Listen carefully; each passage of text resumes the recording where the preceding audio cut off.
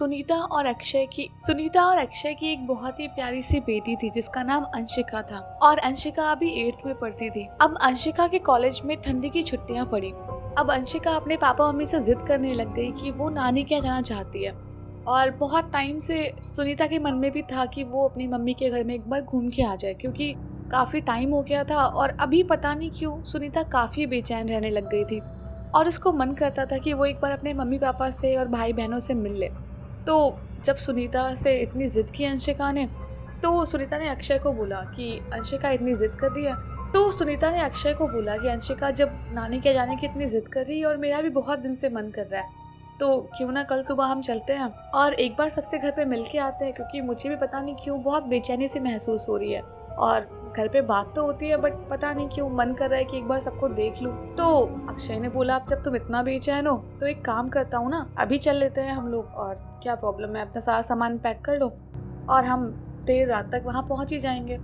तो सुनीता ने बोला कि नहीं अभी निकलने की ज़रूरत नहीं है, सुबह देखेंगे सब कुछ पैकिंग करके, दोपहर तक वहाँ पहुँच ही जाएंगे अगर जल्दी निकल गए तो अक्षय ने बोला अरे नहीं टाइम क्यों वेस्ट करना, अंशिका की छुट्टी है स्कूल में वैसे भी, तो फटाफट सामान रेडी करो और अपनी ही गाड़ी है, कोई दिक्कत नहीं है, चल लेते हैं, तुम्हारा इतना मन है तो सुनीता का मन कर ही रहा था, अंशिका जाना चाहती ही थी। तो फटाफट इन लोगों ने अपने कपड़े पैक किए और अपनी गाड़ी में बैठ के निकल गए। अब बात ये थी कि जब तक ये लोग अपने घर से निकले थे तो वही इनको निकलते निकलते 9:30 बज गए थे और अब काफ़ी रात का सफ़र था और बच्ची भी साथ में थी। तो अक्षय गाड़ी को थोड़ा तेज चला रहा था और वैसे भी शहर से दूसरे शहर जाने के रास्ते के बीच में कई सारे छोटे मोटे कस्बे पड़ते थे, कई सारे खेत पड़ते थे, कई सारे जंगल, मतलब सुनसान रास्ते कई जगह पड़ते थे। तो इसीलिए अक्षय सोचा था कि फटाफट गाड़ी को थोड़ी स्पीड में भगा के जल्दी से घर पहुंच जाऊं, जैसे बच्ची और वाइफ दोनों साथ में है तो सेफली पहुंच जाए ये लोग। अब ये लोग आधा रास्ता निकल गए, इतनी कुछ खास दिक्कत नहीं थी और 11-12 बजे तक लोग चलते ही रहते हैं तो इनको कोई इतना इशू नहीं हो रहा था और बढ़िया सब कुछ चल रहा था। लेकिन जैसे जैसे रात ढल रही थी इन लोगों का डर धीरे धीरे बढ़ता जा रहा था और वैसे भी अक्षय को इस टाइम बहुत ज़्यादा लग रहा था कि जल्दी वो घर पहुंचे, क्योंकि छोटी बच्ची है साथ में, उसको नींद भी आ रही है, वाइफ भी साथ में है और इतनी देर रात ड्राइव करना सेफ भी नहीं है, क्योंकि बीच में जंगल वगैरह पड़ रहे थे तो फिर पता नहीं कौन किस इरादे से वहां बैठा हो या कोई मिल जाए। अब अक्षय गाड़ी चलाया जा रहा था अपनी। अब पक्का रास्ता जो था थोड़ी दूर पे जाके खत्म हो गया और गाड़ी कच्चे रास्ते पर चलने लग गई। अब गाड़ी पे चलते चलते थोड़ी दूर पे गए होंगे ये लोग और अक्षय और सुनीता बैठे हुए थे, एकदम कोई प्रॉब्लम नहीं, इनको एकदम नॉर्मल गाड़ी दिख रही थी। लेकिन जो उनकी बेटी अंशिका थी वो बहुत तेज से चिल्लाई मम्मी। तो अक्षय बहुत तेज डर गया और अंशिका से बोलने लगा क्या हुआ बेटा, ठीक तो हो तुम? तो अंशिका बहुत डर के बोलने लग गई पापा अभी हमारी गाड़ी के सामने ना एक औरत और एक आदमी आ गए थे और शायद वो दब के नीचे मर गए होंगे, बहुत तेज टकराए थे वो, आपने देखा नहीं क्या?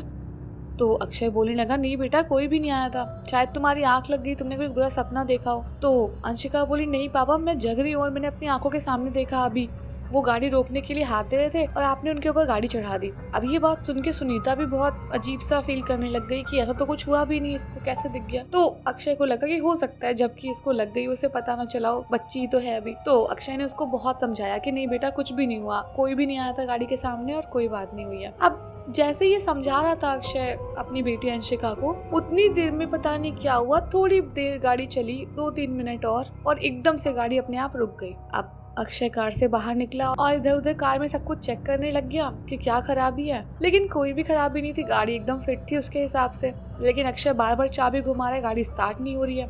अब अक्षय थोड़ी देर वहीं बैठ के अपनी बेटी को और समझाने लग गया। तो अंशिका बहुत डर के बोलने लग गई नहीं पापा वो लोग वहीं टकरा गए थे और वो शायद मर गए होंगे और आपने उनको बहुत तेज टक्कर मार दी थी। और अंशिका कुछ भी बड़बड़ाई जा रही थी, उसके पापा उसको बहुत समझा रहे थे। अब जैसे थोड़ा उसको शांत करवाया और अपनी वाइफ को समझाया थोड़ा बहुत कि अंशिका को समझाए, दोबारा से चाबी घुमाई, गाड़ी स्टार्ट हो गई और गाड़ी एकदम नॉर्मल चलने लग गई जैसे पहले चल रही थी। अब रास्ते पे जाते जाते अक्षय को एकदम से दिखा कि दूर एक हस्बैंड वाइफ बहुत ही फटे पुराने कपड़े पहने और अजीब से बिखरे बिखरे बाल लेके, जैसे कई रातों से सोए ना हो, अजीब तरह के दिख रहे थे। वो हाथ दिखा रहे थे बार बार गाड़ी को रोकने के लिए। और इस टाइम अक्षय को वही बात याद आ गई जो कुछ देर पहले उसकी बेटी बोल रही थी और अक्षय को धीरे से कहीं ना कहीं ये चीज़ लगी कि हो सकता है जो अंशिका बोल रही है वो सच है और क्या पता कोई ये भूत प्रेत हो या कुछ हो। और रात इतनी ज़्यादा हो चुकी है तो किसी का विश्वास नहीं कर सकते। और ये सोच के अक्षय ने गाड़ी नहीं रोकी और स्पीड बढ़ा दी और सीधे गाड़ी एकदम लेके आगे चला गया। और अक्षय को लगा जो भी थे वो पीछे रह गए होंगे अब। लेकिन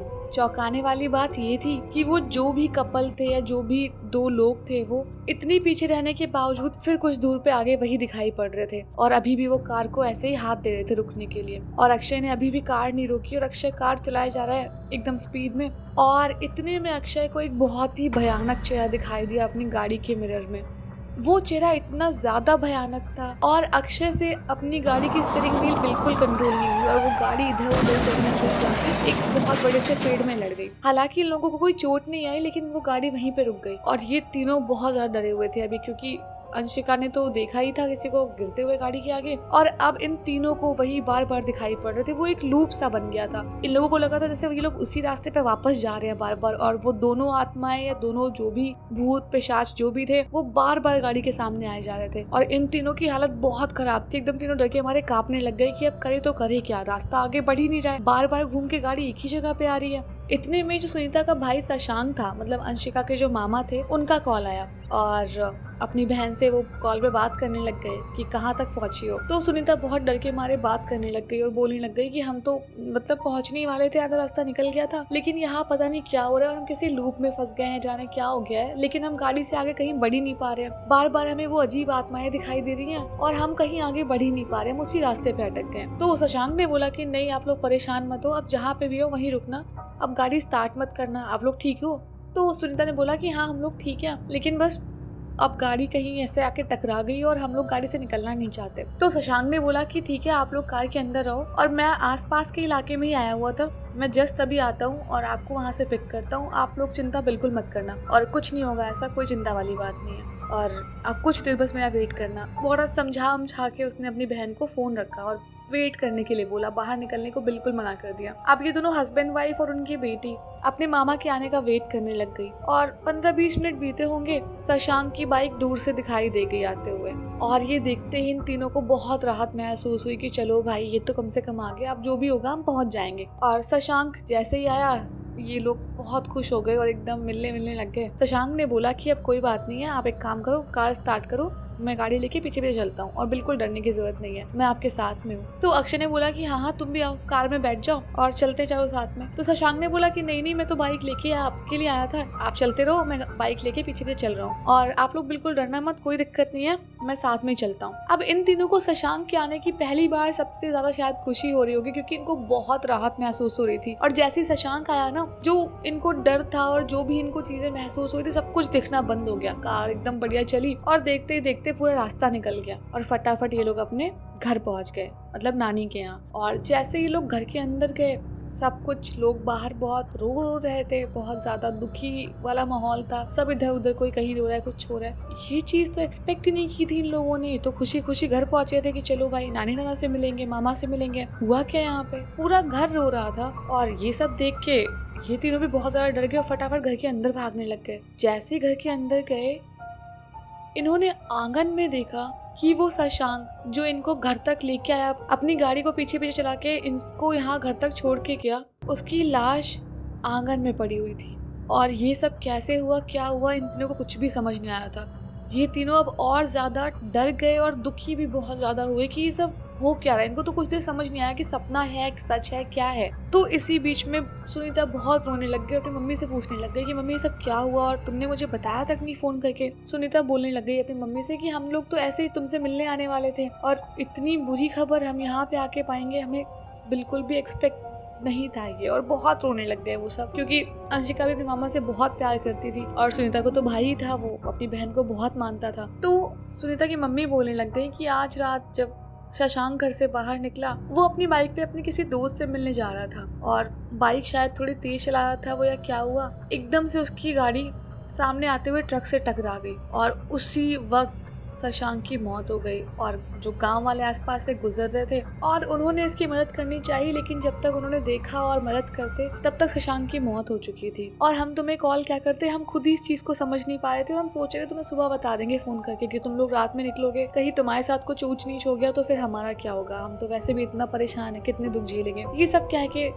उसकी मम्मी और तेज तेज रोने लग गई। अब ये लोग बहुत दुखी थे, पूरा घर बहुत दुखी था। अब उनका जवान बेटा था जो खत्म हुआ था घर में, सभी बहुत दुखी थे। लेकिन सवाल ये था कि अगर शशांक की मौत रात में ही हो चुकी थी तो शशांक गाड़ी लेके इन लोगों की मदद करने उस जगह पे कैसे पहुंचा, और अगर वो जिंदा नहीं था तो उसने कैसे मदद की और कैसे वो मोबाइल पे कॉल कर पाया, कैसे वो कनेक्ट कर पाया इन लोगों से। अब ये चीज़ एक पहेली बन के रह गई। और शायद चीज़ ये होगी कि शशांक अपनी बहन को इतना ज़्यादा मानता था और कहीं ना कहीं शरीर उसने छोड़ा हो बट उसकी आत्मा इधर उधर भटक रही होगी अपने परिवार वालों से मिलने के लिए। और जब उसने पाया होगा कि उसकी बहन, उसकी भांजी, उसके जीजा जितना परेशानी में कहीं भटक रहे हैं रात में, तो उसकी आत्मा ही आई होगी उनकी मदद करने के लिए। और जैसे ही उसने इन लोगों को घर पहुंचा दिया, उसका मकसद पूरा हो गया और वो वहाँ से चला गया होगा। जो भी हो, उन लोगों ने मन ही मन में बस भगवान से ये प्रार्थना की कि उनके भाई की आत्मा को शांति मिले। और जो भी हुआ उसके साथ अच्छा नहीं हुआ, लेकिन अब वो भगवान के पास है, तो बस जहाँ हो वहाँ उसकी आत्मा शांत हो जाए।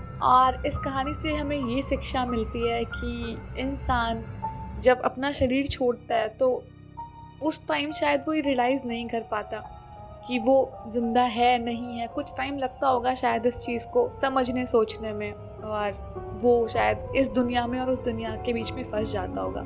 तो जब तक हो अपनी लाइफ फुलेस्ट जियो और जितना हो एंजॉय करो, मज़े करो। और हाँ, गाड़ी हमेशा धीरे चलाओ और चीज़ों का ध्यान रखो, क्योंकि आपका परिवार है, आपकी फैमिली है जो आपका हर बारी वेट करते हैं कि आप घर वापस लौट के आओगे। और हाँ, अगर स्टोरी अच्छी लगी हो तो वीडियो को लाइक कर देना और कमेंट करके बताना स्टोरी कैसी थी। और यार, सब्सक्राइब करना तुम कभी भूलते ही नहीं हो, तो दोबारा से याद से सब्सक्राइब कर देना। मतलब जिन्होंने नहीं किया है वो लोग।